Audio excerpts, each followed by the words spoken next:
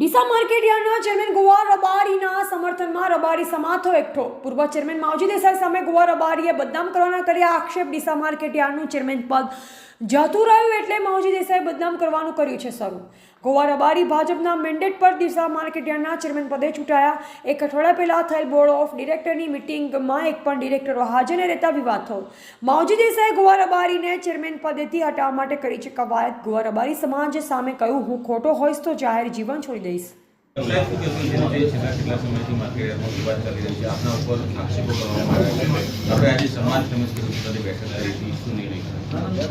નમસ્કાર. આજે ખાસ કરી તો સમાજને મળાયું નથી ચૂંટણી પછી, એટલે સમાજને બધાને બોલાયા હતા કે ભાઈ આપણે લોકસભાની ચૂંટણી, હવે આગામી તાલુકા પંચાયત, જિલ્લા પંચાયતનું ઇલેક્શન આવે છે, પેટા ચૂંટણી આવે છે, તો બધે આપણે સાથે રહીને કામ કરવાનું છે. ભારતીય જનતા પાર્ટીને મજબૂત કરવાની છે.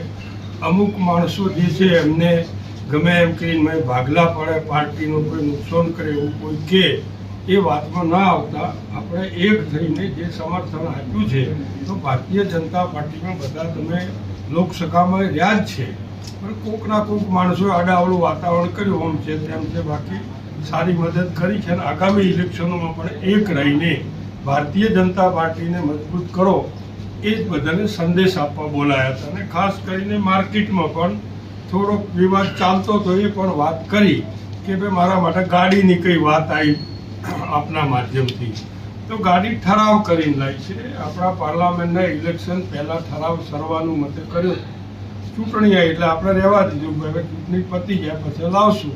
ચૂંટણી પત્યા પછી ગાડી લાવી છે. ગાડીની અંદર આખા ગુજરાતની અંદર એપીએમસીમાં આપણો 6ઠ્ઠો નંબર છે, આખા ગુજરાત એપીએમસીનો દરેક ક્ષેત્રે. છતાં પણ તમે હવે બાજુમાં સિહોરી જો તો ફોર્ચ્યુનર, થરાદ જો તો ફોર્ચ્યુનર, ધોંધરા જો તો ફોર્ચ્યુનર, પાલનપુર જો તો ફોર્ચ્યુનર, બીજી ત્રીજી લક્ઝરીઓ ગાડી. અહીંયા પણ મેં કહ્યું હતું ઠરાવમાં તો સારી ગાડી લાવજો, પરંતુ જે ઇનોવા હતી એની એ જ લાવી છે. મારા પહેલાં પણ ઇનોવા હતી, એક બીજી ઠાર ગાડી પણ હતી, 2 ગાડી હતી, એના પહેલાં પણ એ જ હતી. એટલે આ વખતે અમે ઠરાવ કર્યો કે ભાઈ જૂની ગાડીમાં 5-6 વર્ષ થઈ ગયા છે અને ખર્ચો હવે વધારે છે કરવા જઈએ તો એને હરાજીથી વેચી મારવી, આપણે નવી ગાડી લાવી દો. એટલે એના હરાજીનો પ્રોસેસ તૈયાર પડ્યો છે, પણ બધા વરસાદ જૂના વાતાવરણ જોયું એટલે બીજું થોડા દાડા પછી જાહેરાત આવો કે જેથી થોડા લોકો આવે લેવામાં. આટલો જ પ્રોસેસ, આટલી જ વાત. બીજા નંબરમાં કંઈક શોપિંગનું આપના માધ્યમથી કંઈક આવ્યું છે. શોપિંગની અંદર 2017માં ઠરાવ થયેલો છે કે શોપિંગ ઉતારી જેવું નવું બનાવવું, જે છે. પરંતુ અત્યારે ફરીથી મને સેક્રેટરીએ કહ્યું કે આપણને નગરપાલિકાએ નોટિસ આપી છે, બધું પડે એમ છે, અને કોઈ પડી ગયું તો નોટિસમાં લખ્યું છે જવાબદારી માર્કેટની. તો મેં કોઈ એજન્ડા લઈને ઠરાવ કરો નવેસરથી. એજન્ડા લઈને ઠરાવ કર્યો કે ભાઈ હાલ પૂરતું જે આપણા કબજામાં ખાલી છે ઉપરનો માલ અને નીચે ભોયરામાં દિવાલો વિવાલો વગેરે છે આપણા કબજામાં છે, એટલું તમે ઉતારી લો, બાકીનો પછી જે હશે એ નવેસરથી આપણે ચર્ચા કરશું, નવેસરથી બોર્ડમાં લઈશું. હાલ પૂરતું આ ઉતારી લો, એટલો જ પ્રશ્ન. અને ઉતારવા માટેનો પણ સેક્રેટરીએ તમામ પ્રોસેસ કર્યો, એનો જે નિયમમાં આવતો હોય પ્રોસેસ કર્યા, ભાવ મંગાયા, જે તે કરીને કાયદેસર આવ્યું ને ઉતારવાનું ચાલુ કર્યું. આ 2 જ પ્રશ્નો. આ પ્રશ્નો તમારા આગળ આ નિરાકરણ, એની અંદર મને લાગે અધિકારીઓનું કોઈક નિવેદન આપણે લીધું છે, અને ઠરાવની કોપી જોઈએ તો કોપી સેક્રેટરી લીધું આપશે. સર્વાનુમતે બધું કામ બી કર્યા છે. આના સિવાય બીજો કોઈ પ્રશ્ન.